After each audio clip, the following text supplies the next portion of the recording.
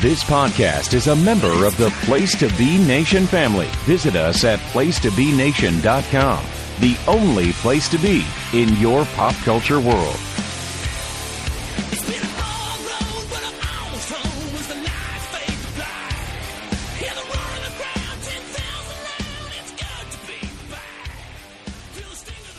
Place Nation Pop, welcome to part 3 of our 4-part series on Cobra Kai Season 3. Last 2 episodes, we recapped the first 2 seasons as well as the season premiere. In our last episode, we went through episodes 2, 3, and 4. This episode, we're going to handle episodes 5, 6, and 7. And to break it down with me, Andy Atherton, your moderator, co-host, whatever you want to call me, is our usual suspects. Starting off, let's get him in here with Scott Shifflett. Hey, Scott. What's up, Andy? How are you doing tonight? I am great, and I'm very thankful that everybody knows everybody's name for once. Anyway, so me too. Joining us also is Tim Capel. Hey, Tim. Anthony Anderson. Caught me with my mouth full there.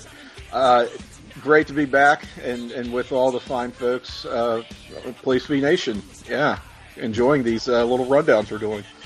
All right. Well, little is kind of a understatement. As we say. And rounding out our crew is Shawn Kidd. Hey, Shawn. Hey, good evening, Andy. Glad to be back and look forward to talking about hopefully more Amanda LaRusso this week. Well, I mean, we'll probably have an offshoot pod called, The Best of Amanda LaRusso, hosted by Shawn Kidd. As we should. Yeah. And mom of Robbie, mom of Miguel, too, should be in that. But that's a whole nother pod show. So. Oh, the Mills of Cobra Kai. Yeah, it's a great spin-off to Mills of Cobra Kai. Diana Bard, Robbie's mom, is pretty hot, so she can be thrown into that. Here we She's go. a train wreck, but, what a trifecta. What a great start to this episode. We're already it's like a Charlie Angels. Like I threw his throw in Ed Asner as boss. Charlie's Angels, the trifecta of Cobra Kai. I will be actually co-starring on the Stress Eaters of Cobra Kai. Doing a lot of karate lately, and you know what that causes. A lot of stress eating. That's because karate is life. You can't walk. Here's some chocolate cake, fatty. Yeah. All about It's counterintuitive, but it works. Yes. It's when we launch our streaming channel, the Karate Plus network. Holy shit. All right, let's reel it back in and get to what we're talking about. We're talking about episode 5 of season 3 that is called Miyagi-Do. It starts off in Okinawa back in 1985, where Daniel Miyagi watches Kumiko perform for the village. Chosen enters the stage and grabs Kumiko, threatens to kill her unless Daniel fights him. Daniel does so, and they fight. And finally, Miyagi, Sato, and all the others use their spinning drums. After defeating Chosen, Daniel asks if he wants to live or die. Chosen says die. We flash forward to now, facing each other across the bar. Daniel and Chosen glare at each other. Chosen comes over and bows to Daniel. We go back to Johnny. He goes to Miguel's apartment earlier than planned and finds the physical therapist, Braden, working on Miguel's legs as Carmen looks on. The therapist tells Miguel that he's doing great, although all he's doing is lifting Miguel's legs, which Johnny points out. Carmen tells Johnny that Braden is a specialist, and she finally talks to Johnny privately outside in the hall. She says that she's going to respect Miguel's wishes to have Johnny be part of his rehabilitation, but is also going to have the therapist work with him. Johnny apologizes to her. In juvie, Kreese tells Robbie that Johnny was a champion when he knew him. He describes one of Johnny's first championship fights. Robbie says he doesn't care. Kreese tells Robbie that he doesn't deserve to be in juvie, and people have been beating him up in there. Robbie says he doesn't need another sensei. Kreese gives him one parting lesson. In the real world, Robbie might want to learn to strike first. At the LaRusso backyard, Sam trains the other Miyagi-Do students. She says that they have to be ready for the fight when Cobra Kai comes after them. Amanda comes out, discovers this, tells them all to go home. Once the students leave, Sam says that Daniel and Amanda don't get to decide whether she does karate or not. Lopez called Amanda about the incidents at the soccer game, and Sam tells her mother that karate isn't a problem and walks off.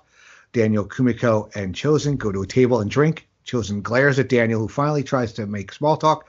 When Daniel tries to leave to get more drinks, Chosen yells at him and says he'll do it.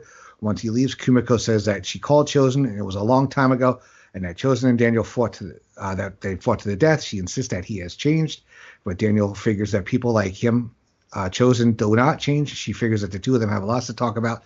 He returns from the bar with the drink, sits down, and continues to glare at Daniel. Kimiko excuses herself to run errands, and Chosen refuses to have a drink. Braden, then we go back to Johnny and Miguel. Braden packs up his equipment, tells Miguel he did great. Once the therapist leaves, Johnny lowers a 1988 copy of Sports Illustrated down on a fishing line to Miguel, tells him to get up and grab the magazine. Johnny pulls the magazine just out of Miguel's reach. When Miguel falls to the ground, Johnny comes down to help him back into his wheelchair. Once he sees him, Miguel tells Johnny that he can't stand no matter what and wheels off. So that's a lot to unpack in the opening of this episode. We're still in Okinawa, where Daniel fights, comes face to face with Chosen for the first time in 30-something years.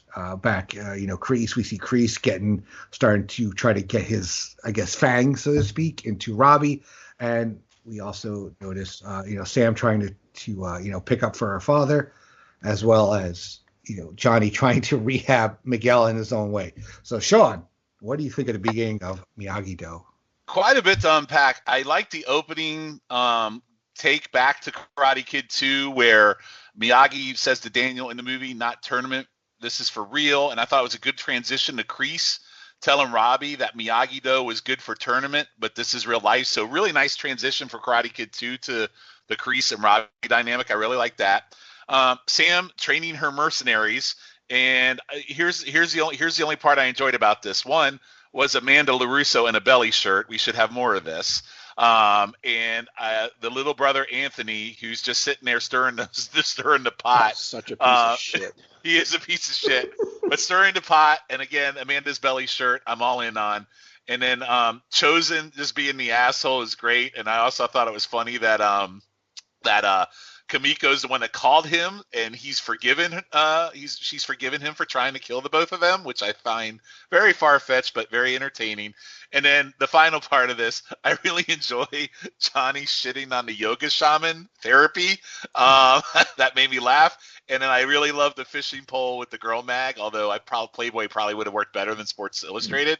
So yeah, a lot of good stuff in this opening sequence, and a lot of it made me laugh. So I quite enjoyed the opening. All right. Yeah. I think this is the only time we see the little brother the entire season, I believe. Yeah. Yes. In fact, on my second, I missed it on the first watch. I watched it again, and I noticed that he was there. So I was like, oh, he looks about half the size he was in the first two seasons. Well, he's not stress eating. Well, he's still eating, but apparently the stress eating doesn't impact him as much. Mm-hmm. So. All right, Scott, what do you think? Write that little piece of shit off the show. They write him off and bring back Aisha. They like the little brother is basically like the Chuck of the Happy Days. Like they bring him around sometimes, but it's a great analogy. I'm digging deep for Lise tonight. But like it was nice to see that like Chosen and like he seems like he's still a killer, and like that's what I think they do in the first part of this episode. They still think that he's still crazy. And that's what Daniel thinks. We're kind of seeing it from his point of view, which I liked, where it's like, what the hell, like. Chosen's there for drinks, and he's barely talking. And Daniel's like, do you want a drink? And he's like, I don't drink. And, then Kimiko's like, all right, well, I got stuff to do. You guys will figure it out. It's like, what the hell are you doing? The way I feel, it's like when you're with your significant other and they go somewhere to their friend's house, and then, like, you get dropped off with, like, the other husbands and boyfriends, and you're supposed to, like, make small talk with it. That's what it seemed like right there with her doing that. And I like Johnny and Miguel's play-by-play. They have great chemistry as well, especially when Johnny has the magazine and Miguel goes, I can just look up better stuff on my phone, which I thought was great. And then, like, Sam's trying to have her little minions, like Shawn said, and her mom's saying it's not going to work. And with Sam telling her mom that karate isn't the problem and walks off, which is Cobra Kai, because they did beat the fucking shit out of that little kid Nathaniel a couple episodes ago. So they still got them hunting them down. But yeah, it was a solid start, and a lot of things, they're throwing a lot of stuff at you, and you have to be paying attention. Tim, what do you think of the start of Miyagi-Do? The Okinawa setting continues to grate on my nerves a little bit. Although it's kind of approaching the point of absurdity, though, with the whole Kimiko just maintaining a relationship with this guy. Is like, hey, remember that time you tried to kill me 35 years ago, and then had a death match with this guy that you lost, but he didn't kill you, so you lived on a technicality, basically. Anyway, he's back in town. You guys should hook up. Yeah, I mean, I don't know if it's supposed to be read as that ridiculous, because again, the show is kind of just the show, right? But we'll continue to track this throughout the episode. The stuff with Robbie and Kreese is, it's on the one hand like pretty good character development, but also sort of disappointing to see, because Robbie, originally as presented, was kind of this, lost soul who kind of had a good heart, and now he's pretty much making a heel turn, it feels like, this season. And you definitely need your antagonists, but you kind of hoped for better for him, and I don't know, he's going down a dark path, it looks like. Sam sort of gathering the troops and setting up shop again with the whole Miyagi-Do situation, training them in secret. It does give us a good Amanda scene. I'll give you that, Shawn. Yeah, we're doing a lot of table setting here in this episode, it feels like. Mm-hmm. Yep. So back in, Okinawa, Chosen takes Daniel to an outlook over the countryside, tells him it's where karate was born.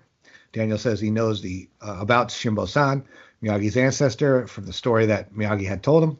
When Daniel says that Mr. Miyagi taught him everything he knows, Chosen asks if Daniel said if he's sure, and leads him off. The two men go to a dojo with a crane technique scroll on display. Daniel realizes it's Miyagi-Do. Chosen explains that Miyagi's father taught Sato. Sato taught Chosen. Before he died, Sato gave Chosen all of Miyagi's artifacts. Daniel picks up one scroll. Chosen yanks it away from him and says that it's not for him. When Daniel wonders why, Chosen says that Daniel is a foreigner, and Daniel insists that Miyagi wouldn't have kept any secrets from him. In response, Chosen asks Daniel if he's sure about that and says they'll find out. Back in Juvie, Robbie does a Google search on Kreese and finds a reference to Daniel and Miyagi defanging the Cobra Kai. He also finds emails from Sam in response saying that he is having a hard time and hasn't been in touch. Shawn, the bully, comes over and accidentally pulls the plug on the computer, and Mock apologizes. Robbie asks why he doesn't just leave him alone. He says it's not going to happen. Robbie always looking over his shoulder. The guard comes in and sends him back to their bunks. As Robbie walks off, Shawn tells him that he got lucky. In the mall arcade, Hawk and his buddy run through the place and harass the young players. Chris is running the ticket counter when the trio come up to cash in tickets that they've stolen. Chris turns his back. When Chris turns his back, Hawk jumps over the counter and throws prizes to his buddies. They then run off. Chris texts Sam about what happened. Sam is lying in her bedroom when she gets the text. She texts back that she's on her way and sneaks out.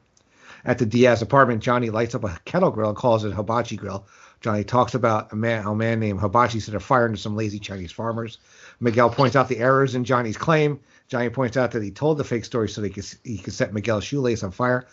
He holds Miguel in place and tells him that walk if he wants to put it out bad enough. The fire spreads to Miguel's pants, and Johnny grabs a fire extinguisher and puts it out. Miguel wonders why it didn't work, pointing out that his foot wasn't on fire. He didn't feel it. He's wondering why nothing is working, and wheels off. All right, so Scott, we get a little more Miyagi history that maybe Daniel doesn't know everything he thinks he knows about Miyagi. Robbie does a little research on Kreese, and then we get about the Cobra Kai starting to stir up some more shit, and we see another one of Johnny's methods to try to get Miguel walk. So what do you think of all this stuff? It was nice to see that, Daniel thinks he's learned everything about Miyagi-Do, but it turns out he hasn't. There were some secrets that maybe Miyagi didn't want to teach him because maybe he didn't agree with them or something. So it adds a little element right there and it also shows with Chosen, he's trying to help him out, because we thought at the end of last episode and the start of this episode that he was coming to whoop his ass for the past 30 years. And then I like Robbie doing the Google search and seeing how Daniel and Miyagi were the ones that took down Cobra Kai. So I'm starting to think I agree with Tim. I can see a heel turn coming. It's definitely been a slow burn since last season, even more now.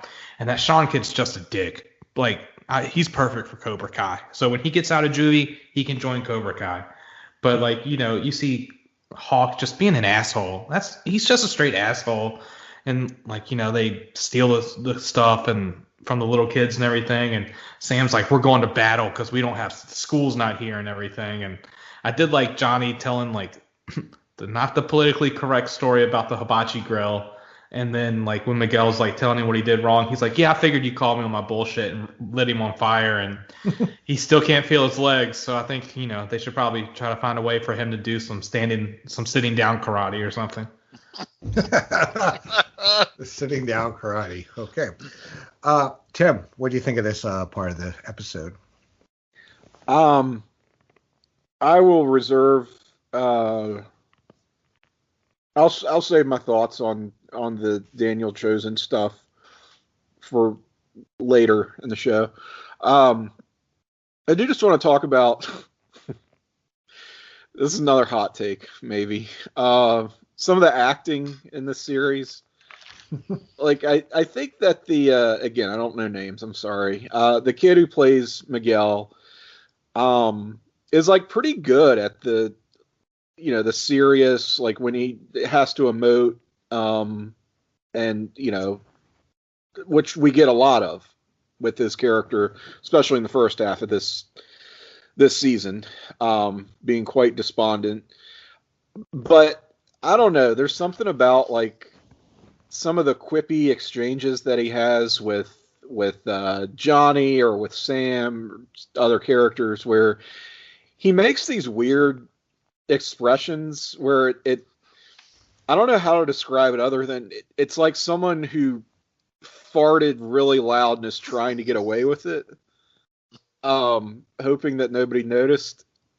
And I don't know, it sort of takes me out of the moment every time he does one of those weird faces. And I feel like we get some of that in this unconventional rehabilitation segment that we're seeing with him and Johnny, which is otherwise pretty fun. But I don't know, I just wanted to put that out there. All right. Shawn, what do you think of this section of the episode? So the Daniel and Chosen bonding, Miyagi-Do, Miyagi artifacts, like he's some ancient architect or like Raiders of the Lost Ark shit. It's interesting, it's different, but these two bonding when they wanted to kill each other, this guy literally almost killed LaRusso. So I'm really having a hard time wrapping my head around it, even though it was 34 years ago that happened. But and then apparently Miyagi has secrets from Daniel's son, which goes against the grain of those love letters he wrote about Daniel's son. So I don't know where that's taken us. Kreese definitely got in Robbie's head as he's doing the research. And again, I don't want to spend too much time on the tropey jailbird story. We know where that's going for sure. I did pop a little bit for Johnny's inappropriate diversity understanding of the story he was telling in the hibachi, which was very funny, and Miguel calling his bullshit out on him. And then I popped big time when he set the shoelace on fire and then put him in a full Nelson. So Johnny really is truly an idiot. And I think if anything, all he did was discourage Miguel at this point because Miguel went very, very pouty after this. So that's where I'm at. Okay. All right. So we pick up in Okinawa where Chosen faces off against Daniel. The two fight. He hits Daniel in several pressure points, knocking him down. Says that Miyagi didn't teach him everything. Chosen says that defense takes many forms. The two go out and fight with both staffs on a platform. After Chosen knocks them off the platform, they go inside. As they fight, Chosen says that Miyagi-Do instructors came with special techniques to kill their Chinese enemies. Chosen knocks Daniel down and drives a sai into the mat near Daniel's head. As they continue sparring, Daniel said that Miyagi didn't teach him any of the fighting techniques. Chosen suggests that Miyagi didn't think Daniel was ready. He tells Daniel that sometimes a fighter has no choice but to kill and incapacitates him with 3 pressure point strikes. Chosen then tweaks Daniel's nose just as Daniel did to him 30 years ago. Once Daniel recovers, Chosen explains that the Miyagi-Do technique is a way to take away the enemy's tool to wage war. He agrees to teach Daniel said techniques. Back in Johnny's apartment, he writes down a list of ways to restore Miguel's legs. He finally gives up, turns his computer on, does a Google search on the topic, Johnny hears Carmen crying in the courtyard and goes out to talk to her. She says that sometimes she has feelings that she doesn't want Miguel to see. Johnny tells her that Miguel will walk again. Carmen tells Johnny that she just wants to see Miguel smile again and goes back in. Before she gets in, Johnny asks if he can borrow Miguel for a few hours. Sam and the other students go to the mall and find Chris, who tell them they're at the laser tag place next door. Sam says that they're going after them. Dimitri has second thoughts, but Sam points out that they're not school property. In the laser tag arena, Hawk is kicking one of the stuffed dolls he stole. The lights go off, and Sam leads the other students in. Sam tells Hawk that they're there for payback. In juvie, Robbie goes into the mess hall and sees Shawn with 2 boys sitting at a table. He looks at them briefly and then starts to walk on. However, Robbie turns back and kicks Shawn in the face, knocking him to the floor, and he takes down the other 2 thugs. Sam, back in laser tag, Sam and the students attack Hawk and his students. Shawn, we go a little back and forth between these 2 fights, with Shawn shoving Robbie out into the hallway to continue fighting. The guards finally arrive and break Robbie and Shawn up. Tori then comes in with 2 more students and calls Sam out. Sam freezes up with PTSD. Remember that Tori cut her in the school fight. Robbie glares at Shawn and smiles. Hawk pins Dimitri to the floor. Sam, frozen, can only watch from the shadows. Tori and the other Cobra Kai students yell at Hawk to finish it.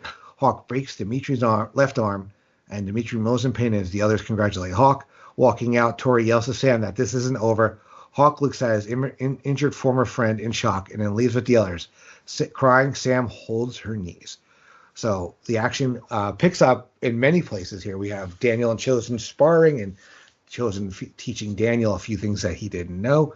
We have Robbie finally standing up to the bullies in juvie, and the showdown between Cobra Kai and Miyagi-Do once again, where Miyagi-Do gets their asses handed to them. So, Tim, we have a lot to unpack once again. So what do you think of this turn of events in these 3 settings?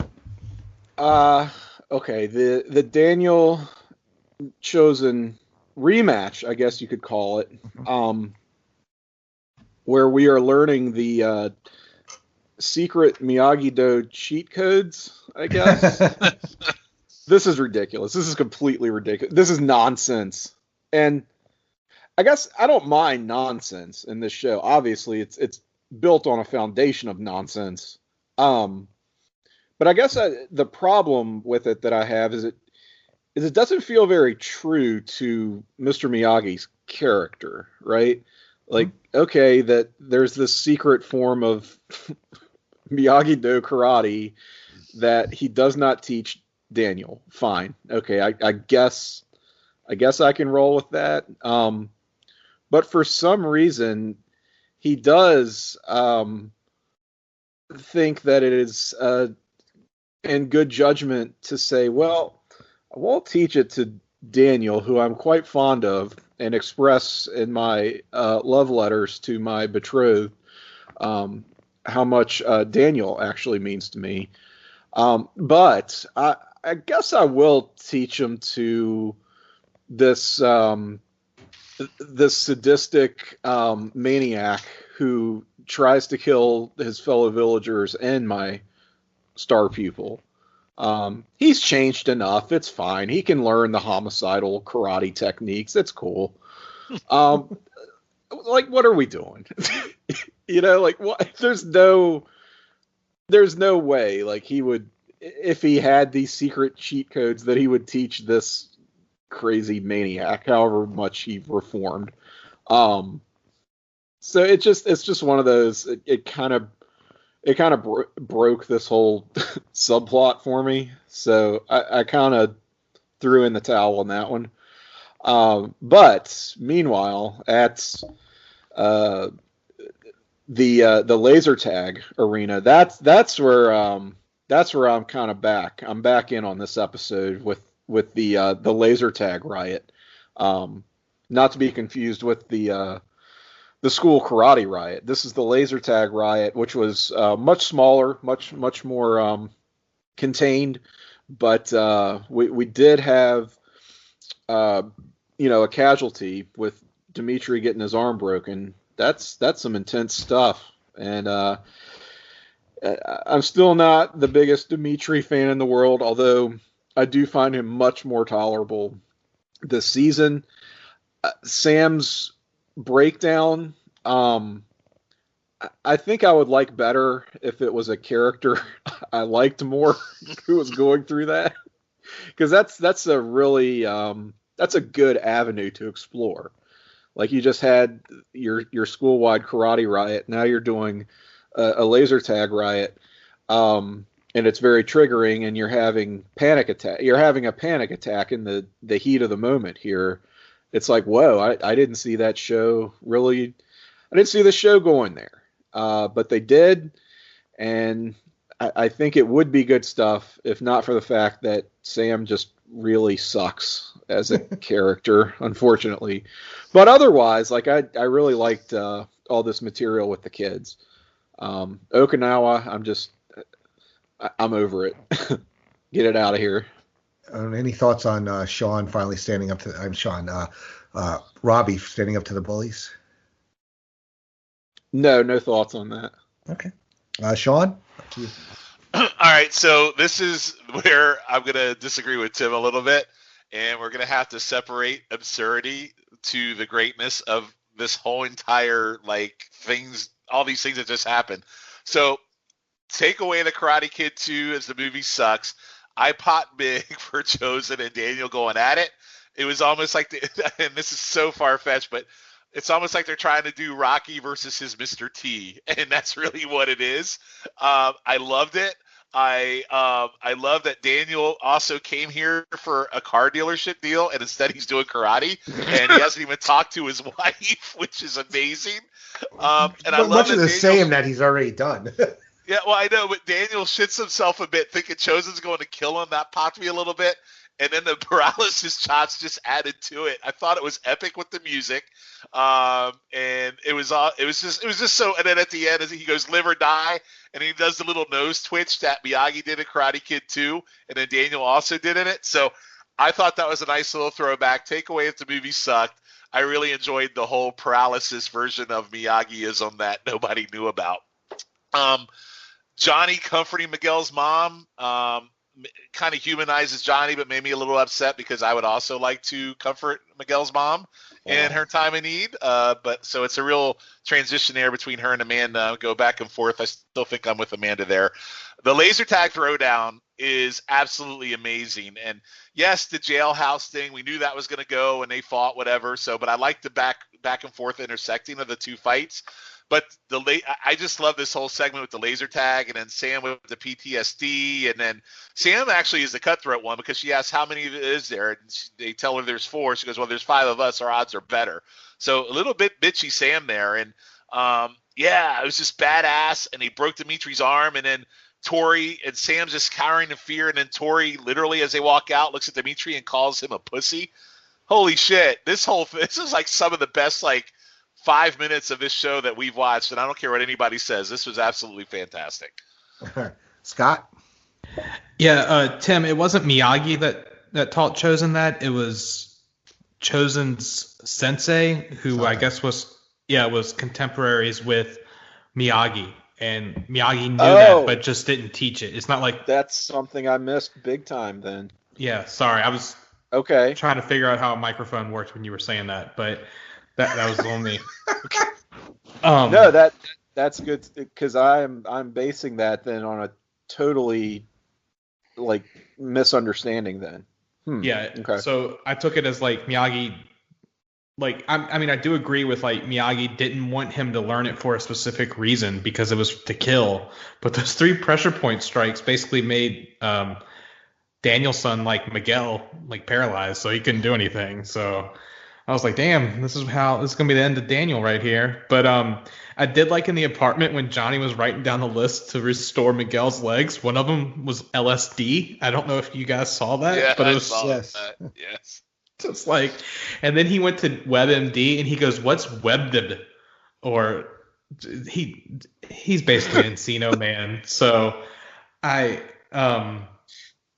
was just doing that. But I had texted because we have a group chat, guys, and I had messaged these guys. I was like, I'm kind of turning on Sam, but this is the episode where I flipped the switch back on Sam, and I felt bad for her because, the PTSD, if you like Tim was even sort of enjoying it with like, oh, I feel for her a little bit, but I just don't like her as a character. I think it humanized her even more because she went in there was like, we're gonna kick ass, and then when she finally came, she didn't even come face to face with Tori. She heard her voice, and it just like triggered like the flight or fight response in her, and she wanted to run away. She didn't want to fight, and like the way they shot the shot, Dimitri was looking at Sam when Hawk broke his arm, and this is what pisses me off. I think we're gonna get a Hawk face turn because they're planting the seeds of it right now with him looking bad at breaking his best friend's arm. And Shawn, you're talking about Chosen and Johnny becoming friends after this. I think if my best friend broke my arm, we wouldn't be friends anymore. No, I get that. I'll probably shit on that too. But yeah, you can definitely see the seeds planted there. Yeah, but I, like you said, it was a great like 5 minutes in the battle with Sam, not Sam, but with Robbie and Shawn was great because Robbie, finally got his revenge on a little bit, but he obviously not that great of he must not taken the defensive classes because Shawn was still whooping his ass, so maybe he should go back to that. But it was nice to see like he finally had enough. I thought that was going to be stretched out a couple more episodes. I'm glad it wasn't, but yeah, it was good. Yeah. Well, I mean, to keep the show fresh, they got to, allegiances got to change here and there. So you're going to have to see, they have to rebook. They got to rebook after WrestleMania every year, It's like pro wrestling. Yeah, that's what kind of is. That's probably why we like it so much. Probably. All right, so the closing scenes of this episode, Daniel tells Chosen they understands why Miyagi didn't want him to know the pressure point techniques. Chosen says Miyagi was a man of honor and hopes to be like him. He admits that he felt great shame after their fight and wanted to die. Chosen tried to overcome his regret, and Daniel tells him that he forgives him. He wishes every rivalry could end that way and invites Chosen to join him in meeting with Kumiko before he leaves. They say their goodbyes and bow to each other. Chosen gives Daniel the scroll he denied him earlier. He tells Daniel to keep it for his collection. Daniel respectfully takes it. Johnny takes Miguel on a field trip to a Dee Snider concert, tells the guard that Miguel is a Make-A-Wish recipient. The guard lets him in, and Johnny brings out 2 beers and tells Miguel that it's not part of therapy, but you know what, have some fun.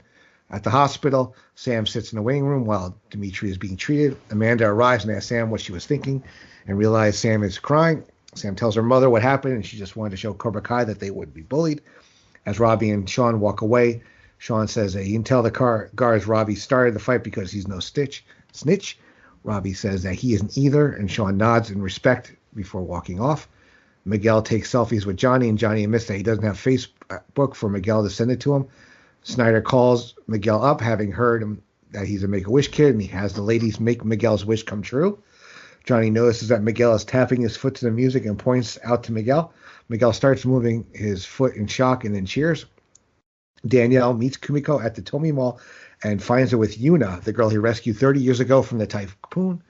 Yuna just happens to be the senior VP of sales with Diona, and she tells him that she's about to save his business. Amanda goes to the Cobra Kai dojo and finds Kreese alone there. She tells him that one of his students broke a boy's arm, and Kreese figures that the boy had it coming. Kreese, figures out that who Amanda is, and she tells him that the kids are getting hurt and she's going to go to the police if they continue. She calls Kreese a psychopath and says that she'll shut him down and then slaps him and leaves. Back at the apartment, Miguel shows Carmen that he can move his foot. She thanks Johnny, who says that it was all Miguel. Johnny goes back to his apartment and checks Facebook on his laptop and finds a selfie of him and Miguel. There's also a friend request from Allie and checks her profile.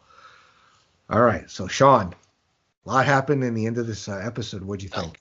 Yeah, a lot happened this whole episode. So, okay, I think enough has been said about the Chosen and Daniel stuff, so I'll go right to Dee Snider. I love him. I loved the Johnny with the Make-A-Wish kid and the comment. And I like also how when he starts singing I Want to Rock, Miguel's foot can move, but unlike when his foot's on fire, Dee Snider makes his foot move. So Dee Snider apparently is a cure for paralysis, which is amazing. Sam traumatized, breaking down to her mom was a pretty good scene. It made sense. Sam PTSD, kind of just unloading to her mom because her mom doesn't really understand what's going on. So good Amanda shine here with her daughter. Robbie earning jail respect, very tropey. I'll move on from that. The Rock Club with the little I'll tag you with the kind of a little bit of a Facebook education there for Johnny.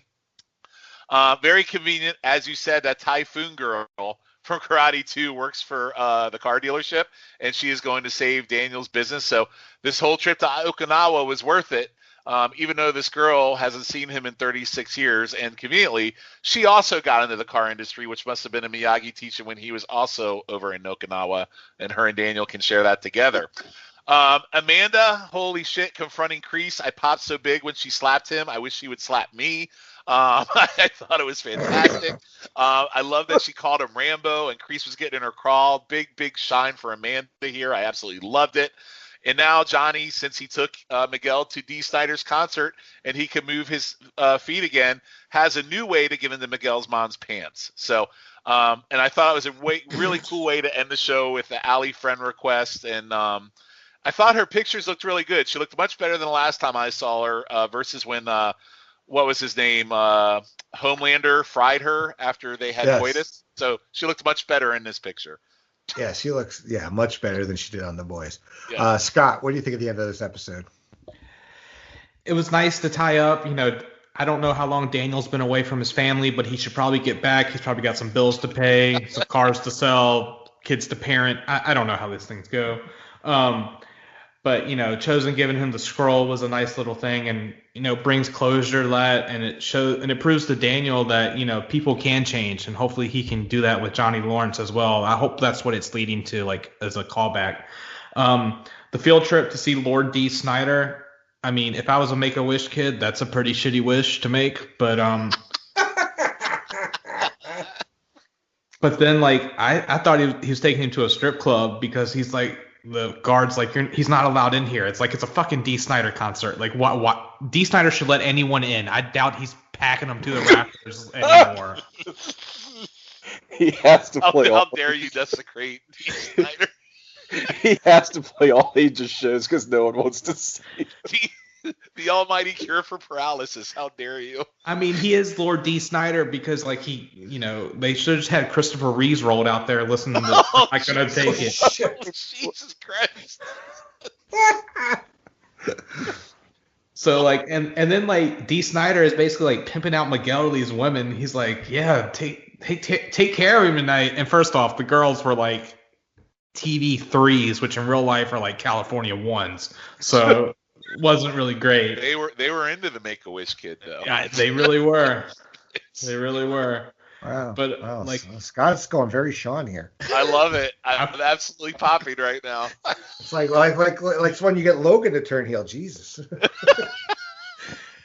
I'm sorry. If I was any concert I'd go to, if Dee Snider was free, I would be I'm still going to pay $5 to literally go anywhere else.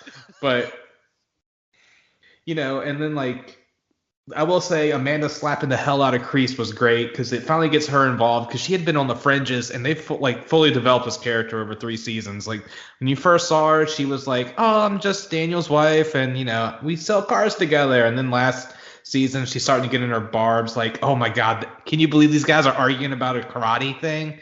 And now it's she's taking the fight head on, which we'll see in the next episode with Kreese and, Johnny and Carmen are in the end game. I don't know why we're still crushing on Allie because I know I'm not crushing on the girl that I liked in high school. I can't speak for you guys, but I'm still not crushing. But Johnny's she's the best girl. But yeah.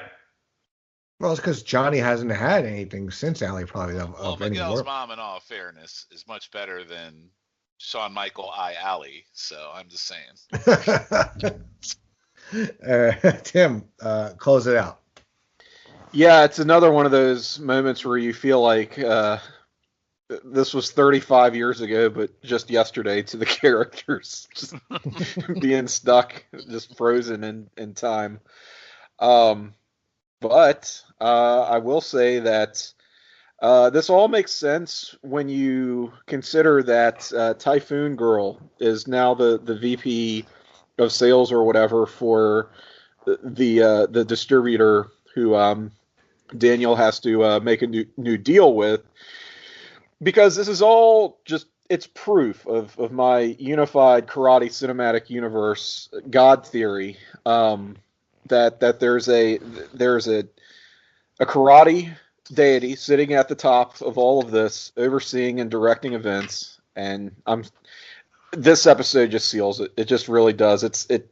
it really just has a very calming effect on the viewer when you watch the show under that context, where just these piles and piles of coincidences suddenly aren't coincidences. They're by design, because the karate god is a trickster god above all else. You see, yeah. I had forgotten how long this Robbie and Juvie subplot really goes on. It feels like we shouldn't still be talking about it, but he's still there, and we kind of ought to be wrapping it up by now. I'm about over that one. But Lord D. Snyder, excuse me, healing paralysis with the power of rock is pretty damn great. The Make-A-Wish grift is also pretty damn great. Echoing Scott's sentiments about the California threes. Just tremendous stuff all around. Yeah. Oh yeah, it was a great episode. But we're going to move on to episode number 6, which is called King Cobra. And this one starts off with another flashback. We're in Vietnam in 1968, with a young Kreese gets a letter from home from his girlfriend, and his fellow soldier Ponytail yanks away the photo from him, which is a woman. Ponytail calls over another soldier, Twig, and shows him the photo, and they joke with Kreese about it. Kreese gets called over to Captain Turner's tent, and around back, Kreese finds him practicing on a makeshift sparring pole. Turner breaks out one of the poles and asks Kreese if he has a death wish because he walks point. Kreese says that he's not afraid of death. Turner tells Kreese that he can make a difference. Kreese says he's there to serve his country and be a hero. Turner then says he's forming a team that will go into North Vietnam, and he'll train that team in guerrilla combat as well as hand-to-hand. If Kreese survives, he'll get a promotion, maybe a medal. If not, he'll show up on the MIA list in 30 years. Turner tells Kreese if they're going to do it, they'll need the absolute best. And back to the present, Kreese goes out watching high school sports, recruiting the strongest, most brutal students, promising them that he'll weld them into ultimate weapons. Johnny in his apartment is chatting online with Allie. Allie describes her family and career and admits that now she doesn't know the first thing about Johnny. She asks what he's up to, and Johnny hesitates to respond.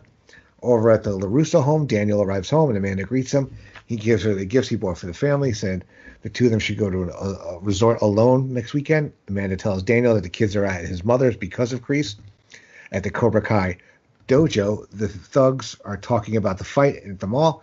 Mitch is boasting about how they show no mercy, including Hawk when he broke Dimitri's arm. Hawk looks concerned, and Tori comes over and tells Hawk that she didn't think they would attack. Hawk says the Miyagi-Do students got what they deserved and for what they did to Miguel. The new recruits come in, and Hawk remembers their leader. I think it was Xander from what they used to bully at school, including Hawk. Kreese tells them that to welcoming to their class and new students. Mitch flinches at Kyler when he gives him an unflattering nickname. Hawk privately tells Kreese that they're not Cobra Kai material, and Kreese says that they're natural athletes, and that's what the dojo needs. Everyone falls in. Kreese tells them the new recruits that joining Cobra Kai is a privilege, and they have to earn their position in the dojo, and they should prepare themselves for combat. So we learn a little bit more about Kreese and how he got his little more training and how he became so ruthless. We see a little more with Johnny, interacting with Allie. Daniel finally gets home from Japan, and at the Cobra Kai dojo, Kreese's recruitment mission has been a success with all these new students showing up. So Scott, what do you think of the beginning of this episode?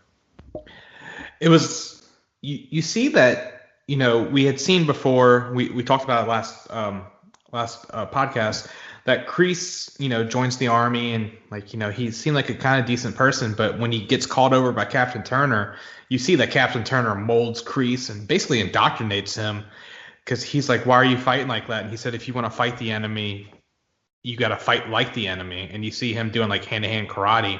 And then I figured it took them this long to get to like the popular kids we had seen before, because Kreese recruits Kyler and like a couple of his friends as well, and also like this girl that's on the basketball team and like throwing elbows at everyone.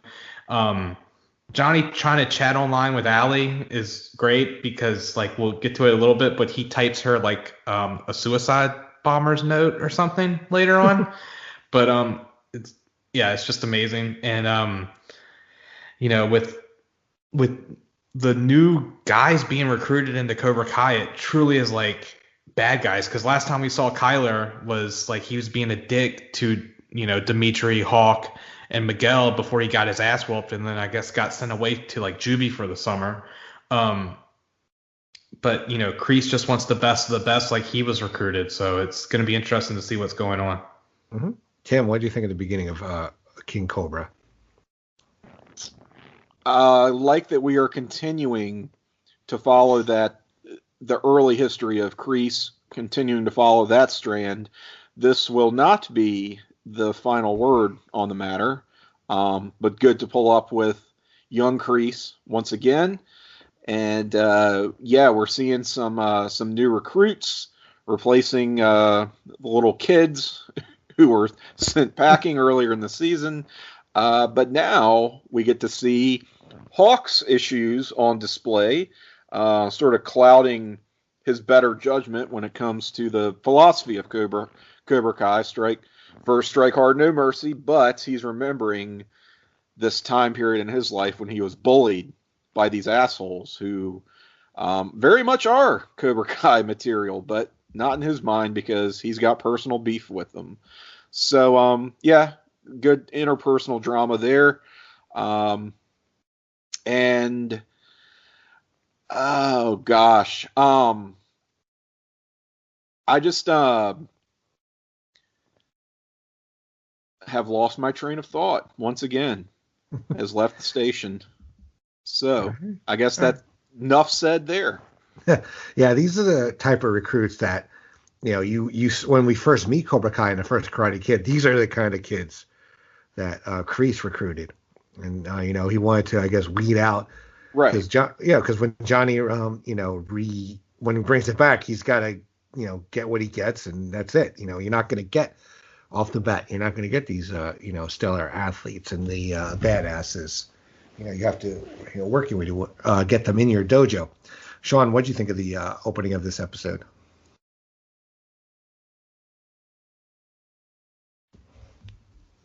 Are you on mute? I was on mute. I apologize.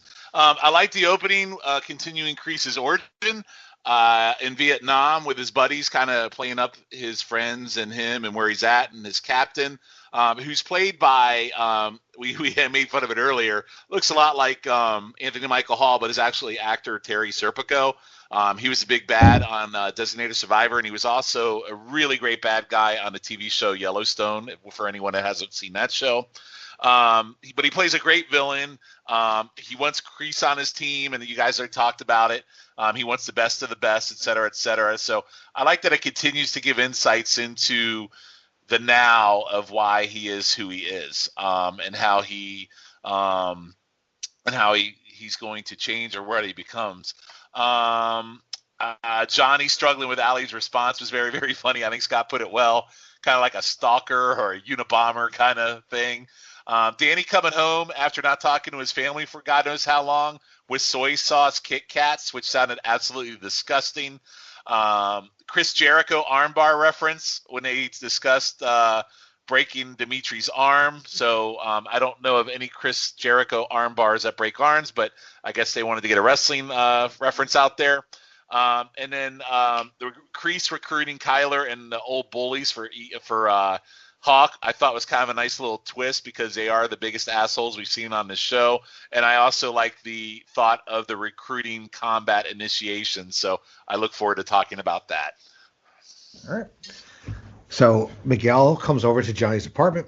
Johnny straps Miguel into a harness and tells him that he's not ready for badass training yet. He lets go of the line and tells Miguel that he made a better fall that time. They take 5. Miguel tells Johnny that Rosa has been talking a lot about him recently. She's grateful for Johnny taking Miguel to the Snyder concert. When Miguel notices Johnny's computer writing, he asks what's it about. And Johnny says it's a Facebook message to a babe from high school. Miguel recognizes Allie's name and tells Johnny not to send him the too long message he typed up. He says that shorter messages are cooler, and Johnny's message looks creepy. He realizes that Johnny liked all of Allie's photos and admits that he got all amped up. Miguel says they can salvage a response and sets up a kick-ass profile for Johnny. First, he asks Johnny for photos, and Johnny goes to get something. Amanda tells Daniel what happened with Sam and Cobra Kai thugs, and she insists that Kreese is sick and his students broke Dimitri's arm. Daniel wants to go over there, but Amanda says they have to stop the violence, and they're going to do it her way, going to the police. Kreese tells his students to prepare for combat, and the other Triple X, I guess his name was, recognizes Hawk. He and his friends laugh at Hawk, and Kreese comes over and tells him and Mitch to fight. They fight, and Mitch scores the first hit with a kick. He then takes down Mitch and scores a point. Kreese tells him to finish Mick, and he finishes Mitch with a kick, with a punch in the face. He tells him that he lost to an untrained fighter. Now he's going to take a spot in the team. Hawk speaks up and says that Mitch has been loyal to the dojo. Kreese says that Mitch isn't Cobra Kai material, and only the strong survive. We go back to the past, and Turner trains a young Kreese in fighting, and the older Turner takes Kreese down. The captain tells Kreese not to lose concentration in a fight, and it's kill or be killed. If they surrender, Turner tells his men never to trust the enemy and asks if they're ready for their mission tomorrow. They said they are, and Turner gets a letter from home. After reading it, he tells the sergeant not to tell Kreese about it so Kreese isn't distracted. All right, Tim, so, we see the whole thing with, Miguel giving Johnny kind of a Facebook lesson, and the new recruits starting to, show their stuff and more weeding out of the weaker members of Cobra Kai. And plus, we go back and we see, more of the Kreese origin story. So what'd you think? We do get some more of the I just farted acting from Miguel, but I do definitely enjoy just his banter with Johnny and the whole, don't send that, you look like a stalker, and then the realization that he just liked all of her photos because he doesn't think about these, these social cues, right? In social media, just because, again, Encino Man here. So very funny. Clearly we're building up to some kind of big reunion between Johnny and Allie, which I've had mixed feelings about, but I kind of like the way they're handling it, where there is a proper setup to this. So I sort of like where that's going.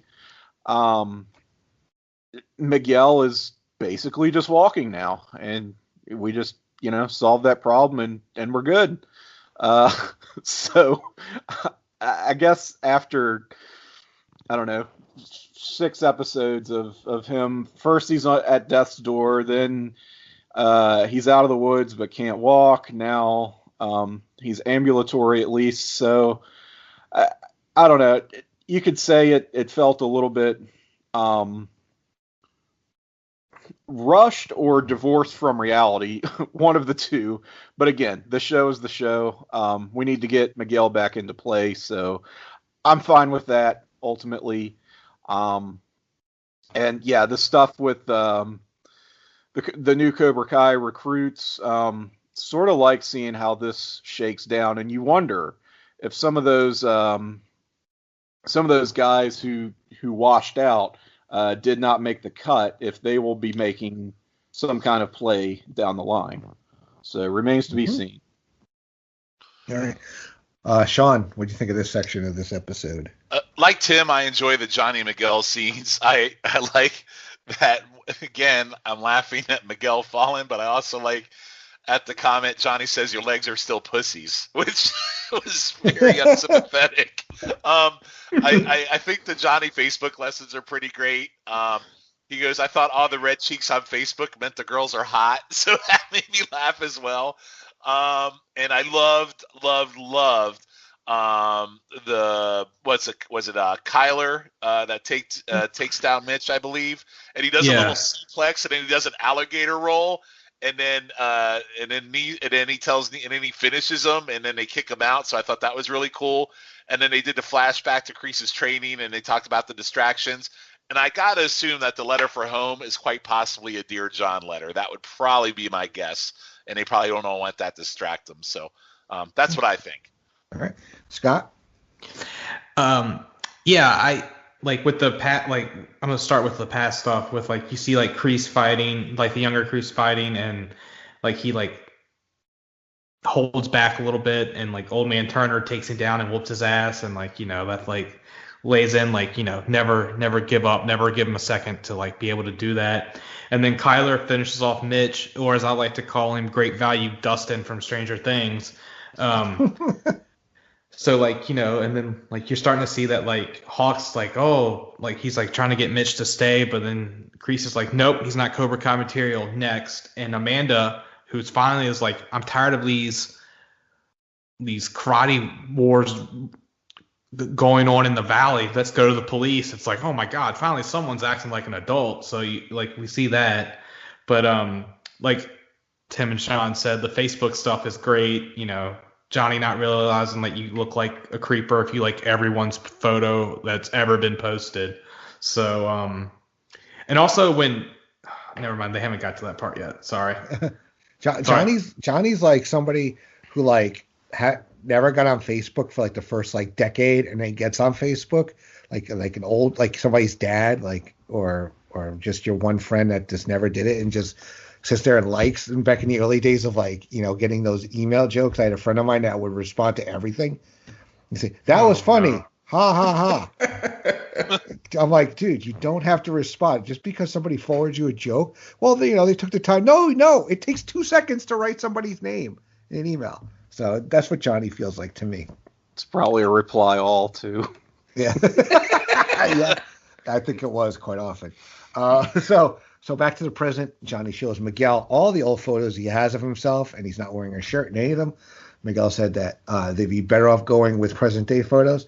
Johnny figures that he should get photos of him doing all the same thing that Allie's doing in her photos, and suggests that they photomat it. Amanda and Daniel go to the police station. I gotta say, I was watching this with my girlfriend, and she was like how Shawn feels about Amanda LaRusso, that my girlfriend loves Johnny Lawrence, and was like, oh my God, when she saw those pictures. So anyway, Amanda and Daniel go to the police station to file a restraining order. The officer there determines that an emergency protection order has already been filed by Kreese against Amanda. Kreese says that Amanda showed up at his dojo after hours and struck him. Amanda does admit that she did, much to Daniel's surprise, and the record shows that Kreese is a Green Beret who received a Silver Star.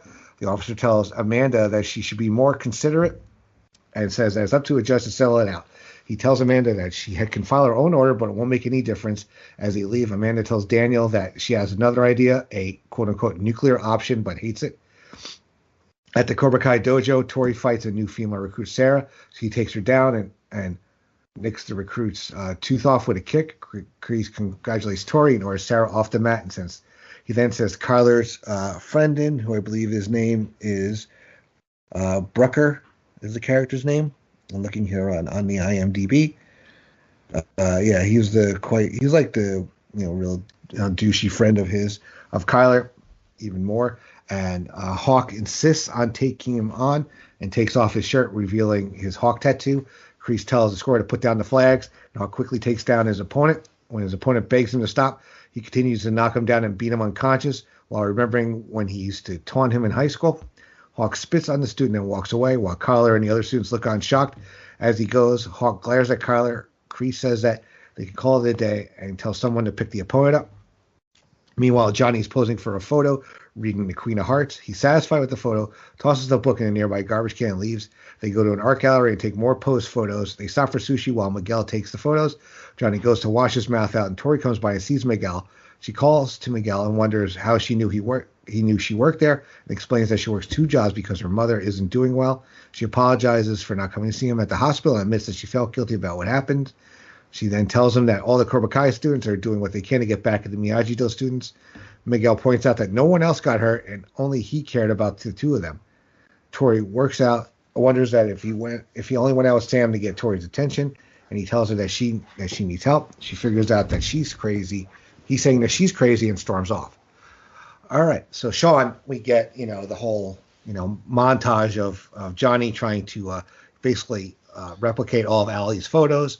We get Amanda going to the police station and finding out that she's the one that's been in trouble, and we get Hawk basically kicking the crap out of one of his former bullies. So unpack this. Yeah, the Johnny photos from high school were funny, and he makes Miguel giving him shit about not having any photos with a shirt on, and then Johnny makes a comment about we need some greased up baby oil to go out and take all these other little cultural photos he wants to do, and Miguel's not going to do it for him.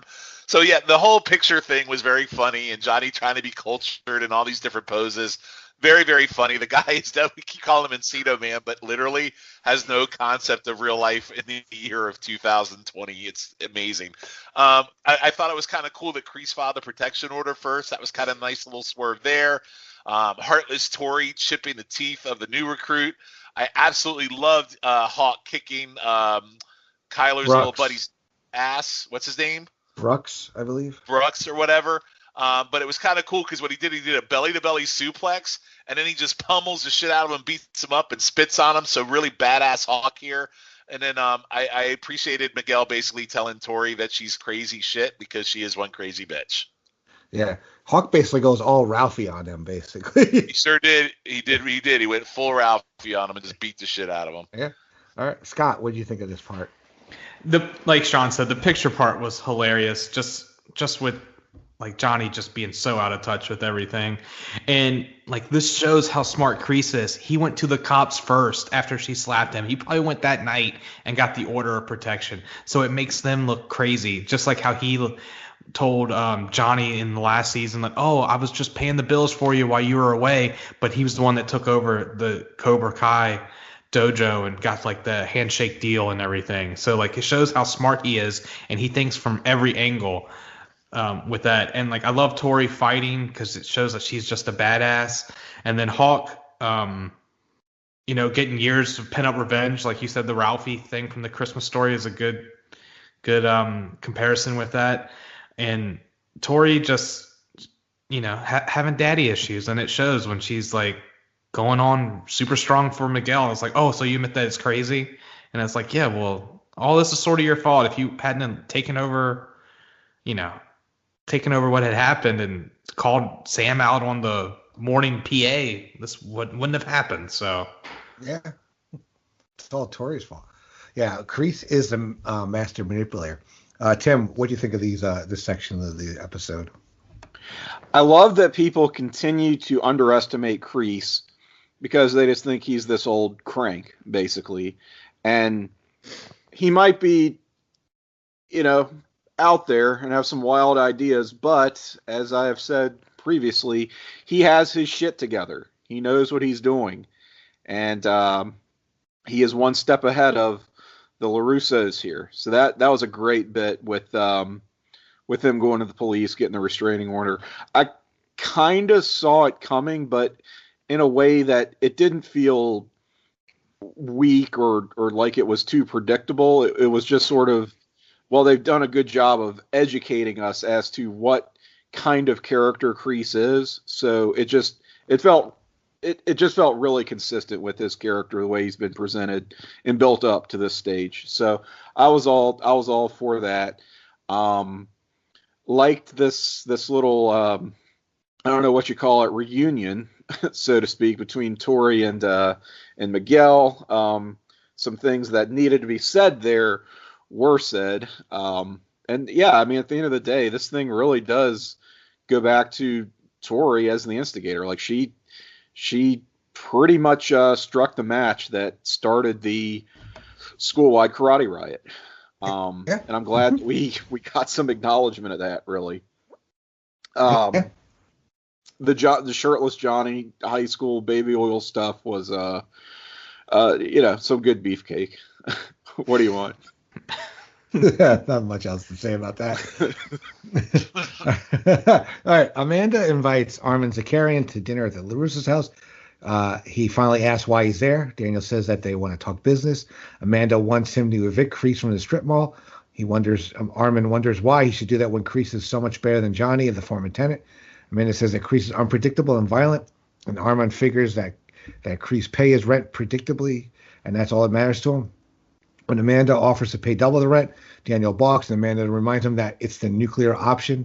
Armin demands triple and likes the double dip when Amanda points out he can rent the space next to someone else. He agrees to the deal, and Daniel insists that he get Kreese out the next day. The next day, Kreese comes into his office at the dojo, and he looks at the relics from the war, and in them is a photo of him with ponytail and twig. We flash back to the past, and Turner's team goes into the field. Ponytail plants explosives on an enemy control hut, and Turner tells Kreese over the radio to set off the charge when Ponytail clears. Enemy interference comes in, and Turner tells Kreese to set the charge off immediately, despite the fact that Ponytail is still there. As Ponytail runs off, an enemy soldier knocks him out from the side, and more soldiers capture Kreese and his buddy Twig, who is with them. The soldiers gather all of Kreese's team together and force him to their knees, including Turner. Turner curses out Kreese, and Kreese said he couldn't sacrifice Ponytail. One of the soldiers kills a prisoner, shooting him in the head, and Turner tells Kreese that it's his fault for hesitating. Back to the present, Kreese remembers what happened. Armin comes in. When Kreese greets him, Armin tells him they got a higher offer for the space, so he's kicking him out. Kreese points out their contract, and Armin says that all of his contract have escape clauses, and he has eviction papers. When Kreese refuses to leave, Armin calls in 2 of his thugs that are his nephews, and he says that they're going to help him pack. Kreese irritably notes that he had just cleaned the blood off the mat and prepares to fight. So we go back. So we get the whole nuclear option here, as well as a little more in Kreese's past. So Scott, what do you think of the Amanda basically, having to have dinner with Zakarian to make this deal?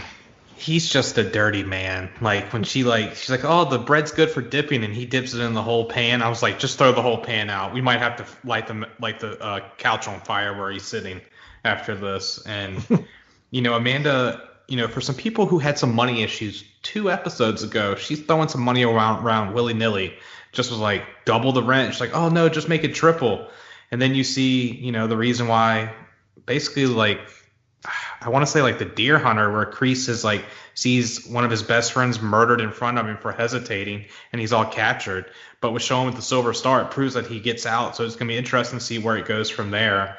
And I will say Kreese did have a good line where he said he just cleaned blood off the mat, but he's gonna have to clean it up again. So it was pretty interesting. We got to see more of Kreese, which I know I said last episode I didn't really want to see that because I still just want to hate him and don't feel feel bad for him ever, but it was nice to see. Yep. Tim, what are your thoughts? So we get to see what the nuclear option is, which is basically Amanda going to speak to the manager and throwing some money around. Money, again, that it's a little bit suspect that they could just cough up, but maybe Typhoon Girl came through on a loan or something on top of re-upping their contract or whatever. Who knows? But they seem to be on better financial footing now. And she's going to basically outbid Kreese. And this guy is, I guess, going to break their contract. But this is the Karate Cinematic Universe. So we can already guess that's not going to go very well. Like you can say, I got a better offer, you're evicted, go pound sand. But if you just beat my ass in your karate dojo, then, all bets are off. And that was a really great line about the blood on the mats. Just clean this up. Cool stuff there. Continue to enjoy these flashbacks. Some of the odd character names notwithstanding. Twig and Ponytail and Frick and Frack and, just all these, again, named characters, but are not really in the show, just sort of there. But yeah, I am, like Scott, pretty curious to see how is young Kreese going to get out of this one. Yeah. Mm-hmm. Shawn, what are your thoughts? So I continue to like the young Kreese flashbacks. One thing we didn't mention, the guy who plays young Kreese is actually Kreese's real life son in real life. I didn't know if you guys knew that or not, but wow, really? No, I didn't. That's his real life son. Wow. So I thought that was kind of cool. Yeah. So and just the trauma that Kreese has been through now. He's seen his best friend get shot in the head up close. He failed his mission, which is going to weigh on him. There's a lot of different things going on. So again, like everybody else, I'm curious to see how this plays out, because him screwing up the mission, and on top of that, his best friend being shot, even with his ridiculous name. And Tim, I think most 80s movies, you got the Outsiders had Pony Boy and all these other different things. Actually, it goes to, in Vietnam, they went by nicknames. You know, in the all right. army. Well, Yeah. I prefer to think it's an 80s thing, so I'm going to stick with that. But I agree. Okay. Fair enough. Fair enough. I like Kreese becoming a POW. Larisso's going after Johnny's landlord he is disgusting pig. I thought that was kind of a nice way to try to get rid of the Cobra Kai dojo.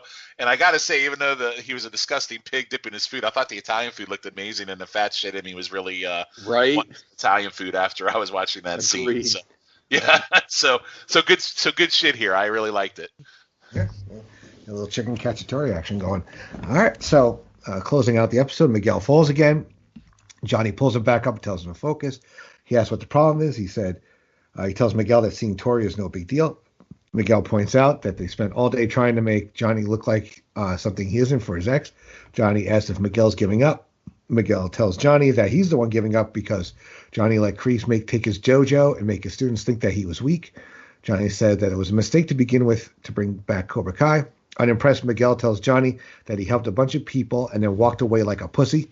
He then tells Johnny that he's a sensei, whether he can see it or not. Johnny points out that Miguel is standing, and they hug as Miguel thanks Johnny, and Johnny thanks Miguel for what he did for him. Later on, Johnny looks at the photos that Miguel took and figures that he looks ridiculous. He deletes the photos, sends Allie a message that he didn't have much direction in his life, and then things got better, and he became a sensei. He gave up for a while, and can't give up. He has a long way to go to be a better man and a better teacher. Johnny figures that he can help the kids face up for the tough world that they're going to face, and that's who he is. He then changes it and just tells Allie that he hasn't been up to much. At the dealership, Louie and Amouche thank a customer for her business. He has Amouche hook her up with a rental and apologizes for Amouche being slow. Amouche reminds Louie that he trained him, and Louie ignores it, walks off while Amouche tells the customer that Louie is the owner's cousin.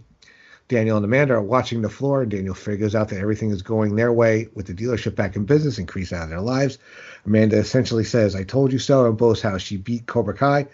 They kiss, and Norman calls Daniel from Kreese's office and says that the deal is off. Kreese takes the phone, and that Daniel said it was a nice try, but he can't end a war with diplomacy, and tells him to prepare students for battle because now it's open season on them and Daniel.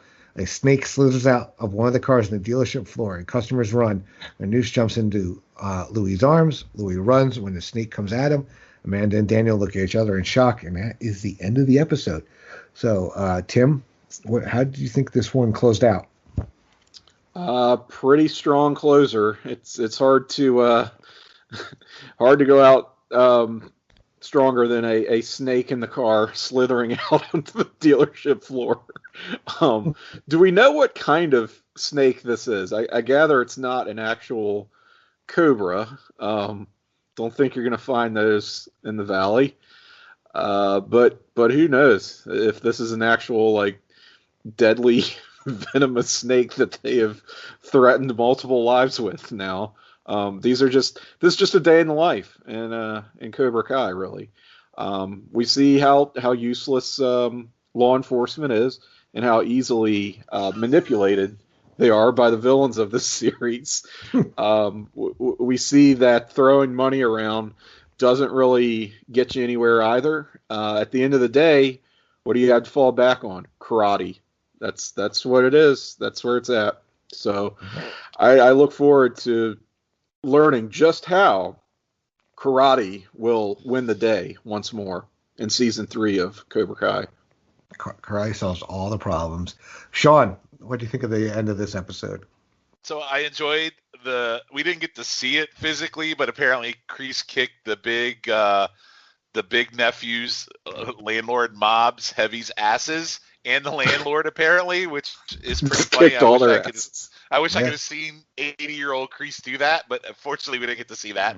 I also enjoyed Miguel giving Johnny shit. So now we know that D. Snyder and giving your sensei shit equals paralysis going away, because those are the two things that made Miguel be able to stand, and the other one to make him move his foot. So yeah, paralysis. You don't need modern medicine. You just need D. Snyder and yelling at your sensei. I like the ending. I guess in my thought process, when exactly did the snake get put in the car? Did Kreese stealth his way in and camo by a rope from the roof and go into the car and then get out? I don't know how the Snake got there, and it still confuses me a little bit. And finally, a few episodes ago, these guys couldn't get a single customer. Why the fuck is it all packed in there all of a sudden? Doesn't make a lot of sense. I guess they forgot about the Karate Footloose and all is well. So that's how I feel about the ending of this. Scott, what do you think? I think that maybe when Daniel talked to the Doyono people because that girl that he saved his life, he was able to get the exclusive contract, so that's why everyone's coming to him. At least that's my headcanon. Thank you for bringing context to a very complicated question. I appreciate it. No worries. And I also think that Kreese sent a Cobra Kai student over there to put the snake in the car and then timed it with the phone call just so everything would go perfectly. But like Tim said, we had to suspend disbelief in the probably KCU. One of the potential buyers. Yeah. But I like how you thought through that, by the way. The snake, the snake may have been the Karate God, actually, in a more recognizable form to interact with and terrify the populace. Voldemort in there. Yeah. Exactly. Hey, you brought up Harry Potter, not me, Sean. Yeah. But I will say, like, I did like Johnny like typing out this thoughtful and nice thing to Allie, and I was like, nah, this is pretty stupid. And literally just writes, not much, you, and he's typing like he's Vince McMahon. So not that great. But yeah, it's just a good episode. And I wish, like, how Tim, we were talking about Carrie Fisher last episode. It was like, I wish we could get like Pat Moriarty as Mr. Miyagi to come back to fight Kreese. Because I just wanted to see that when the snake comes out, and with Kreese saying it's open season on them and Daniel. So I was just like, oh, we should get Pat Moriarty back and, get him to come back and fight Kreese once and for all. That would be something. Well, you never know what could happen in the KCU universe. Yes, the KCU is a magical place. So that brings us to episode number 7. It is called Obstaculos. I'm guessing. Hopefully I didn't butcher that too bad. So it starts off with Sam practicing in the dojo and goes outside to get her water. Tori confronts her, and Sam freezes up, saying that Sam let Dimitri get his arm broken because she didn't defend her friend and ran off instead. The two girls fight, and Tori tells Sam that she deserves much worse than a broken arm. They continue fighting, and Tori tells Sam what happened to Ravi and Miguel is all her fault. She beats her down, and Sam remembers Miguel falling in the high school battle. Tori grabs Sam's hair and tries to drown her in a decorative pool. Then Sam wakes up from her nightmare. Excuse me. Robbie is walking around on crutches through an improvised obstacle course it's Miguel. Whoever typed this should be smacked. Is walking around on crutches through an improvised obstacle course in his parking lot, one that Johnny has set up. Johnny is watching, and then he has him press a kegger. When Miguel manages to master some planks that Johnny has set up, Johnny throws an exercise ball at him, knocking him over. Eventually, Miguel gets to a point where he can catch the ball and not fall over, and Johnny high-fives him. They then throw Miguel's crutches in a wheelchair into a dumpster. Back in Johnny's apartment, Miguel brainstorms names for Johnny's new dojo. Johnny is busy looking at Allie's messages and isn't paying attention and wonders how long it takes for Facebook messages to come back. Miguel explains that messages are instantaneous, and Johnny wants a name that says it's badass. He suggests that they use Cobra with a K, but realizes that KKK is probably a bad idea. Johnny figures that they need some new students. Miguel tells him that he's going to go back to school that day, and they could do some recruiting. Johnny tells Miguel to let him worry about that. Sam goes to the living room and finds Daniel and Amanda waiting for her. She points out that they're acting weird and asks what's going on. Daniel says that they want to make sure Sam can defend herself from the Cobra Kai bullies. Amanda tells Sam that Daniel's going to reopen Miyagi-Do, and she's 100% on board. Sam says that she's not ready to go back and get back into the action and walks away. Daniel goes after her and asks what's going on, and his daughter tells him that she's not doing karate very well. Amanda says that Sam hasn't been sleeping well lately, and Daniel worries that he hasn't spent enough time with his daughter. He suggests that Sam play hooky, and Daniel go to and work his Miyagi magic. So, Tim, we start off with a dream sequence, and then we go into a training sequence, and now we see what's going on with Sam, and it turns out Amanda is now 100% on board with Miyagi-Do reopening. So what do you think of the start of this episode? Yeah, Tori now invading Sam's dreams. kind of an obvious dream sequence. I mean, especially when Sam is literally getting drowned in the koi pond. But gives us some insight into what is going on in her head. This is some serious subject matter being dealt with by a pretty nonsense show. It's the type of thing where you kind of want them to tread lightly. But I kind of think they're handling it basically okay.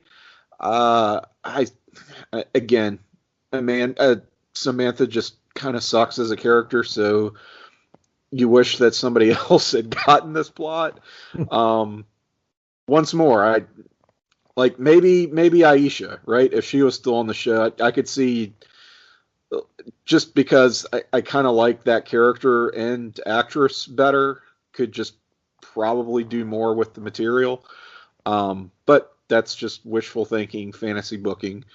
And her reluctance to, I guess, continue with karate, even though both of her parents, kind of surprisingly, are very much on board with this. Pretty much saying nobody else has your back. You're going to get attacked again. The police are useless. Your parents have kind of fucked this up. We made the wrong play, so we're just going to have to teach you karate now, because this is what we do in this world. We use karate to solve all our problems, and you just need to understand that. So that whole bit was a little bit, I don't know. But that's another one of those, context of the show is important, suspension of disbelief. So you roll with it. Miguel getting stronger. We get this. I love how we have a very typical 80s montage scene. And that's pretty much it. That's all we need to see to understand that he is fully back in the game, walking like nobody's business, throws away his wheelchair, crutches. I mean, these are expensive medical devices. Somebody could still use those. But or you could have pawned them, and Johnny could have made some money. Sure. Pawned them off, right? Got to be worth some money. But it certainly gets the point across that he's back, baby. Mm-hmm. Shawn, what do you think of the beginning of this episode? The dream sequence, probably one we've seen in 100 other movies, but it did end with Sam drowning, and then she wakes up, so that was kind of interesting. She actually did drown because she was motionless, but anyway, so probably the best acting of her career. I'm going to shit on Sam a lot this episode because there's way too much of her in this. The crutch rock training and lifting beer kegs was really bad, but was really great. So again, if we really think about the recovery process, it's Dee Snider yelling at your sensei, crutch rock training through Cone's obstacle courses, and lifting beer kegs will cure all your paralysis in the karate cinematic universe. So pretty amazing stuff, which will explain how Miguel recovers really, really fast. Johnny waiting for Allie responses was pretty funny. You brought up the KKK thing, which Johnny's just so clueless. And then whiny little bitch Sam wants to quit on reopening of Miyagi-Do, even though she went out of her way to train all these other guys. Now she wants to quit on the thing that she was trying to reopen and whine like a little baby. All right. Scott, what do you think of this start of this episode?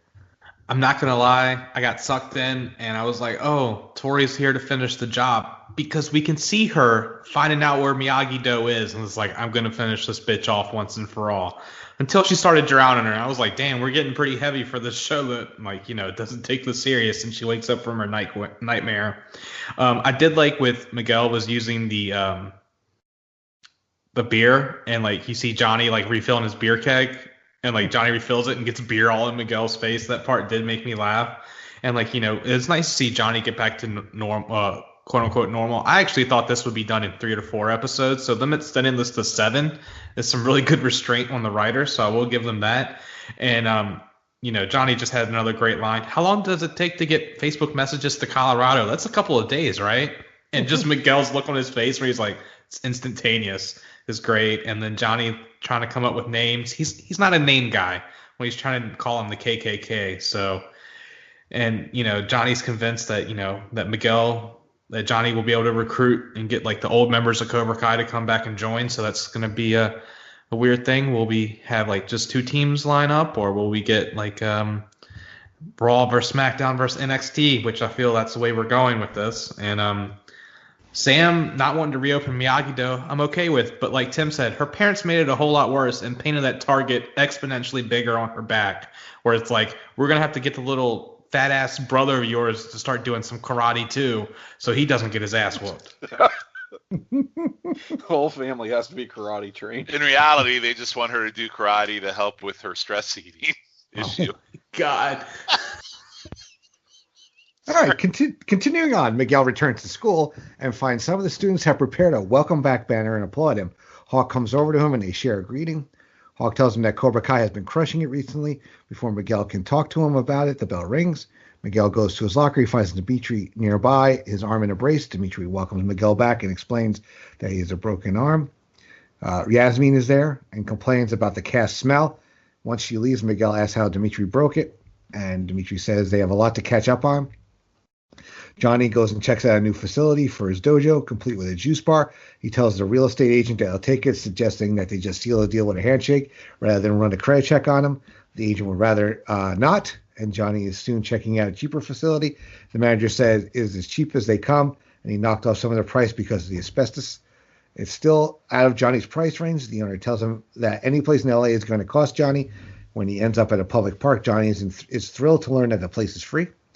Daniel takes Sam fishing to spend some quality time with her. He likes the quiet. Sam doesn't. Daniel tries to talk about what's been going on through her life and catch dinner. He teaches Sam how to cast, and they talk about the last time they were there was with Mr. Miyagi, and he taught Sam how to balance on the bow of the boat.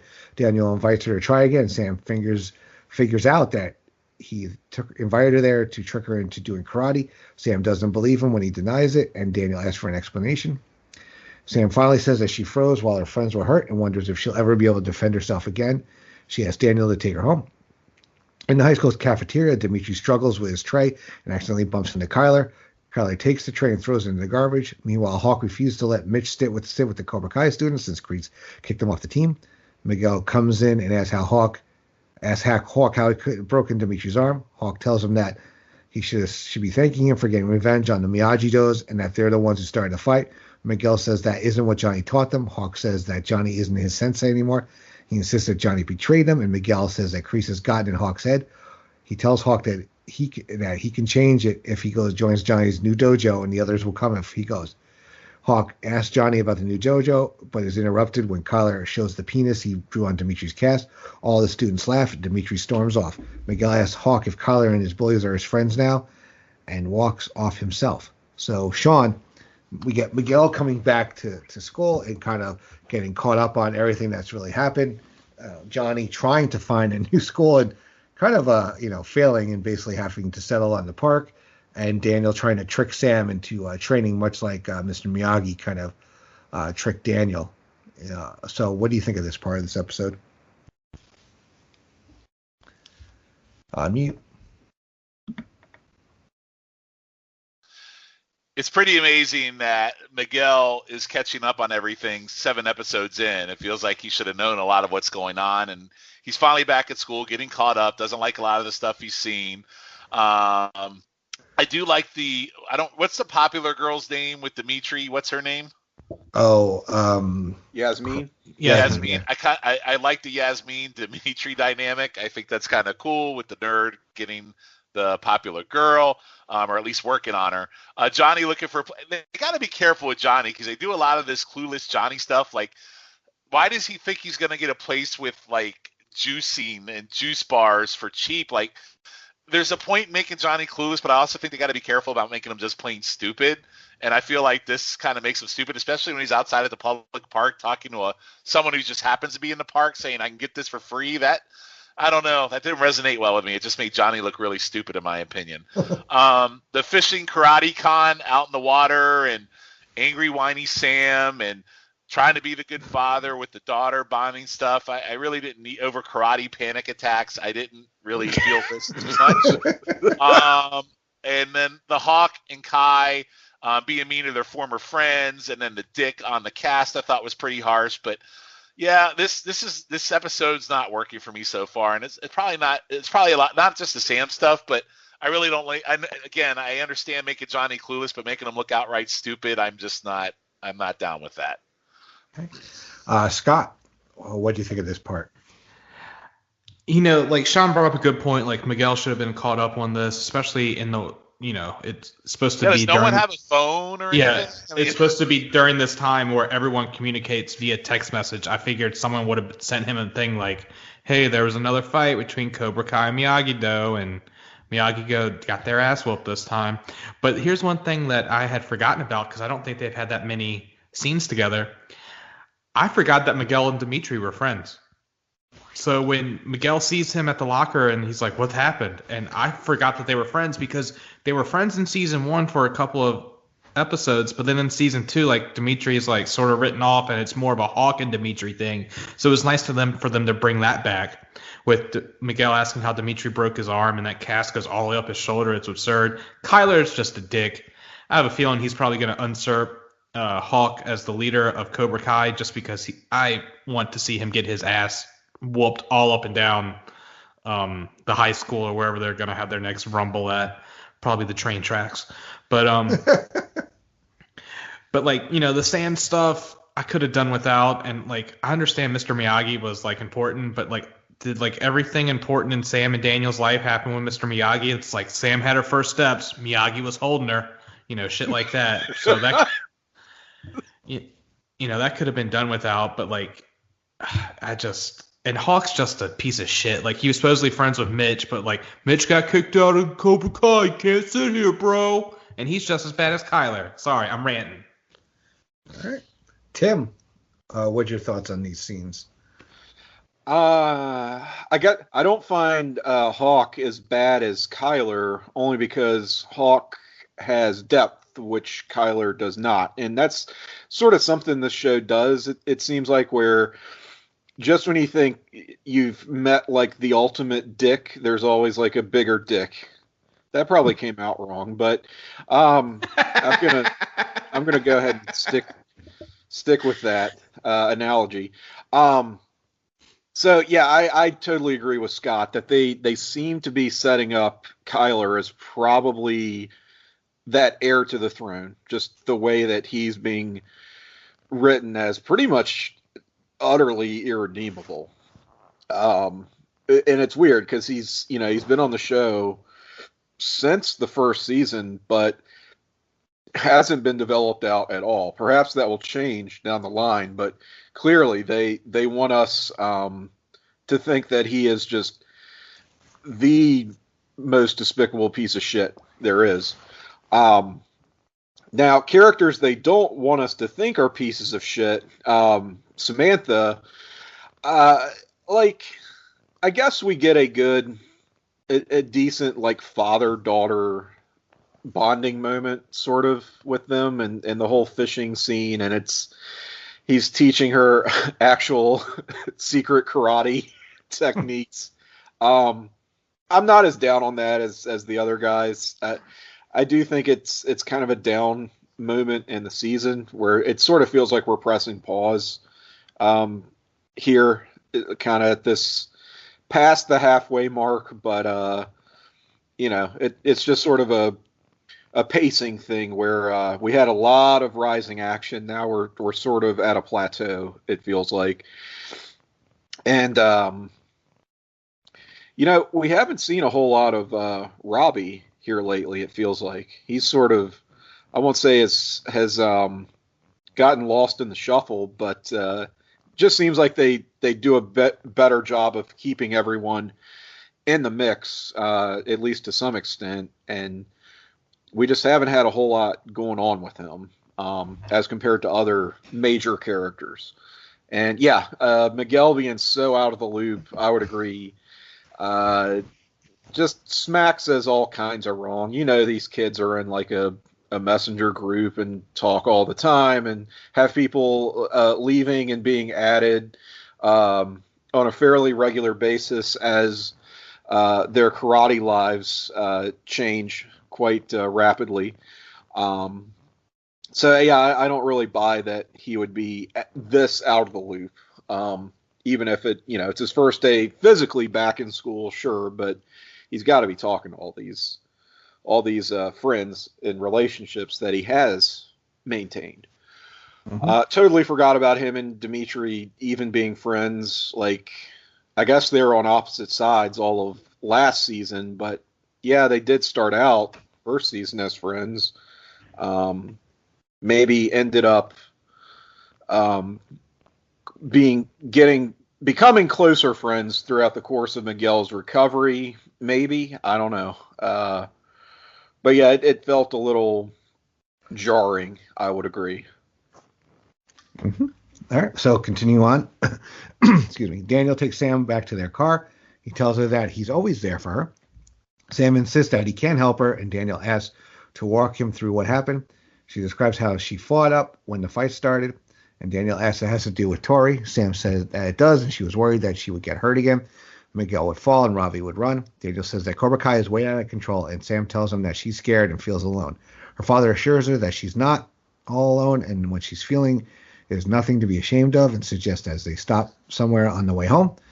Excuse me. Johnny arrives at the school, and finds Miguel at his locker. He tells Miguel that he found a new spot for their dojo. Miguel admits that he hasn't been able to recruit anyone, and Kreese has turned the students into assholes.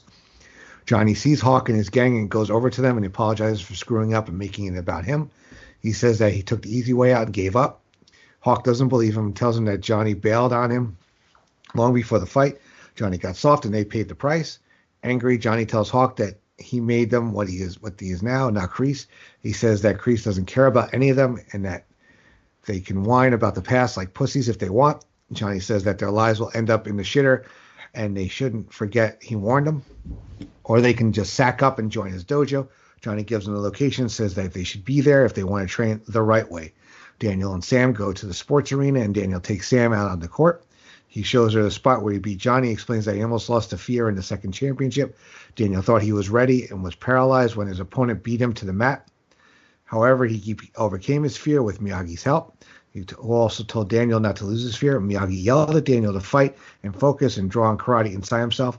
Sam's father admits that he got up and fought, and he needed to hear Miyagi's advice. Ultimately, he had to be the one to get up. Daniel tells Sam that she's the only one who can get up and when she's down, and promises that he'll always be there to help him. So we get there's a lot of Sam and Daniel trying to get to the bottom of it and help her. Meanwhile, Johnny is trying to actively recruit and try to kind of right some wrongs. So Scott, what do you think of this section of this episode? I love Johnny just showing up at the school, and Miguel's like, "How'd you get past security?" And Johnny goes, "I went here. I know all the ins and outs." It's like, did they not change anything in 30 years? What kind of shitty school is this? Even my shithole high school has changed stuff around, and I've only been gone like 10 years. But it's just like, all right, I got to suspend disbelief for that. But it was nice to have like Johnny be able to talk to the Cobra Kai people without Kreese being there, and hopefully he's been able to like turn some heads and have them join the new dojo, and we'll see what happens. And with the Daniel and Sam stuff, I thought I was talking about the first one, but I have no recollection of the third one, which is what they show the flashbacks to. But it looks like he was about to get his ass whooped, and Miyagi ran on the court and helped him, and we'll see what happens with that. And it was a lot of exposition right there. I'm sorry you had to read all that, but it didn't feel like much happened to like it pushed some of the plot along, especially with the new dojo and the Cobra Kai people, which we'll be seeing the end of that at the end of this episode. Mm-hmm. All right, Tim, what do you think of this part? Yeah, I would back that up with more character movement than actual plot movement. I think it's amazing that we used a callback to the abysmal Karate Kid 3, which I still kind of think might be better than the abysmal Karate Kid 2. I'm sorry. But use that to draw a line back to Sam's current struggle, reminding us that in this terrible movie, Daniel LaRusso was getting his ass beat and was scared of Cobra Kai's new recruit, secret weapon, the psycho looked like the Oklahoma City Bomber, Mike Timothy Barnes. McVeigh. Oh, Yes. Yes, thank you. He looks like that guy. Yeah, getting his ass kicked by that dude, and has to rally and has to learn from Miyagi's example and impart that to his daughter, because Mr. Miyagi is the most special and important person in the lives of all of the LaRusso family members, because that's the show. So pretty cool with that. I did want to respond to one of Shawn's criticisms earlier about Johnny just looking like too much of an idiot, and I kind of agree with that. Like, I'm good with him being clueless to just sort of the ways of the modern world, but it's funny that he doesn't like know how a public park works, but at the same time, you do sort of sit there and go, really? Like, he would know what a park is. Like, it is ridiculous. Like, it's fun for a gag, but it sort of falls apart under just any kind of scrutiny. But the show is not really designed for scrutiny, so I kind of have to make my peace with that one. But I do see where you're coming from, where you run the risk of just making him too much of an imbecile to the point of, like, you can no longer suspend your disbelief that anyone could even function being that stupid in the world today. I think it maybe speaks to, like, maybe Johnny had his head up his own ass for so long that he didn't really grow up, or that's why he's stuck in the 80s and all that stuff. Well, maybe why didn't this dude go to the public beach? He knows what the beach was. He was there all the time in the Karate Kid movie. Yeah, I mean, I'm just saying. That's where he threw his phone out too. Yes. So, all right. So Shawn, what do you think of this section of this episode? Yeah, not much to say. Johnny talking to the Cobra Kai students was trying to appeal to them and get them back on his side. Was okay. The one thing I will say, even though I shit on Sam LaRusso and this whole story with her and her karate PTSD, I do like kind of the correlation with Danny's cowardice and his injury and what happened to her, which in theory I think was a lot worse actually, because she almost got hit with those spiked brass knuckles or whatever you want to call them by Tori. I feel like her near-death experience was a lot worse than this injury in the Karate Kid 3, and obviously almost being killed in Karate Kid 2 should have trumped the Karate Kid 3 injury, but I digress. But yeah, so I kind of like that tie-in. That made sense, and it also made me realize that one scene for Karate Kid 3, how much of a whiny asshole LaRusso was too when he was younger. So maybe I should take it a little bit easier on Sam, based her dad was being a whiny little asshole, which would probably translate to her being the same. So. All right. So finishing up the episode at the school, Kyler and his friends continue bullying Dimitri. Yasmin comes over and afterwards and asks Dimitri for a marker. She signs Dimitri's cast with it, saying that she loves Dimitri's quote-unquote big dick. Yasmin says that it's better and hands the marker back to Dimitri, who thanks her. She says that she knows what it's like. Dimitri tells her that he understands. She smiles at him, then says that they shouldn't make it a scene. Dimitri agrees, and they go their separate ways. That night, Sam is in Daniel's dojo performing a kata. Daniel comes in, sees her, smiles, and says that he knew she'd be back. He tosses her a bow staff and attacks her with another one, saying that they can train together. Daniel puts his earlier casting instructions to use, and Sam parries Daniel's strikes. She smiles, her confidence restored, and Daniel tells her to go again. The next day, Johnny goes to the park and tells Miguel and a few other students that came, including Mitch, that things are different now. He says they don't need a roof and four walls, and that they don't need a dojo to beat another dojo. Johnny says that they need a name and commands their respect. He offers the name Eagle Fang Karate. Mitch points out the shirts that eagles don't have fangs, but Johnny doesn't want to hear it and tosses them the T-shirts. He tells his students to fall in line. Hawk and two of his gang walk up. More Cobra Kai students come behind him, including Kyler and Tori. Creases with them and tells Johnny that he's not there for a fight. He invites Johnny to come back to Cobra Kai where he belongs, and Johnny says that he's never teaming up with Kreese again.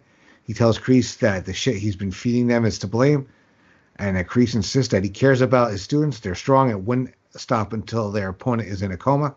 Miguel steps forward, and Hawk does as well. Kreese holds Hawk back and tells Johnny that there won't be another offer. Johnny figures that's good, and Kreese tells him that he's going to regret his choice and leaves with his students, ending the episode. So, Tim, how do you think this episode closed? Okay, so we have a now third karate faction starting up, Eagle Fang. Wow, what a name. It's a very Johnny name for his karate dojo. You gotta love it. I do have concerns that maybe this the young cast is a little bit thin to be spread across now 3 dueling karate dojos, but that remains to be seen, how things will really shake down. This is just the early stages of getting it up and running. Also interesting to note, like, which kids are loyal to Johnny versus totally bought into Kreese's Cobra Kai philosophy. Like, you can tell some have kind of just crossed that line, and the way that Cobra Kai under Kreese is behaving more almost cult-like seems to appeal to a certain mentality in certain kids versus others who are like, hey, I just wanted to, boost my confidence and do some badass karate, and I really like, Sensei Lawrence. So, I kind of like seeing who lands where.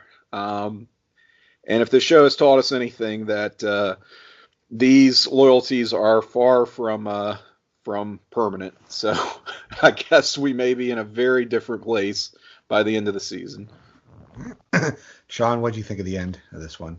Popular girl liking the big nerd dick was good. I thought you kind of see that romance blossoming a little bit, so that's pretty cool.